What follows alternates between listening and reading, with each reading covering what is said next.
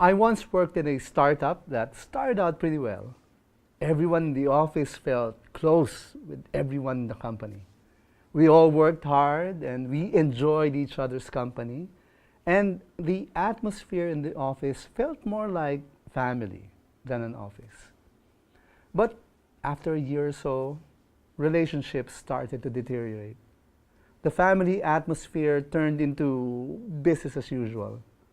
And the strong relationships in the whole company broke apart into smaller groups or cliques. It didn't take long before things got ugly that I eventually decided to resign and look for another job.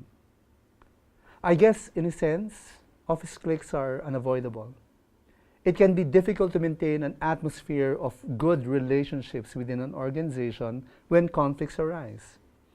Eventually, employees retreat into smaller groups where they can be comfortable and feel secure. When there's a small number of office mates who do everything together, they tend to form an impenetrable circle that nobody else can get into. They eat lunch and take coffee breaks together, or they gossip and hang out during and after work. Eventually, it can create an environment of hurt feelings and promote animosity among peers.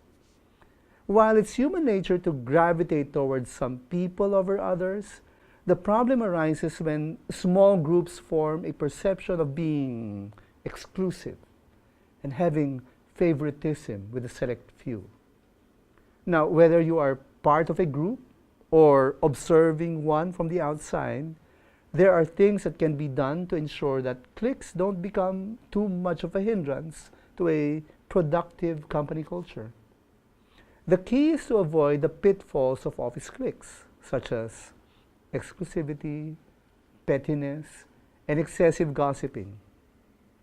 People within cliques should take extra effort to build bridges of relationships with others in the company. Now, while you are entitled to spend time with whoever you please, it's good practice to include others in a business lunch or an after-hour meetup occasionally.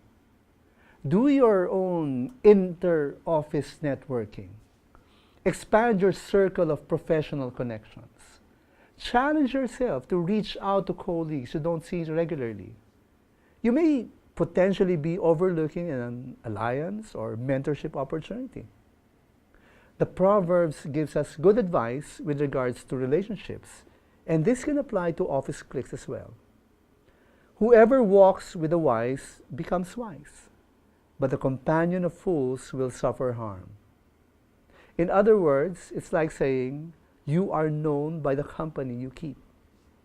Try not to be too identified with just one group.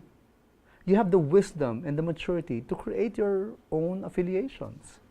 If there are people you would like to get to know better, step out of your comfort zone and make the first move. You will be glad you did. That way, you can avoid being locked into destructive office cliques. And as you learn to expand your network of friends in the office and avoid the pitfalls of office cliques, always remember, faith matters too.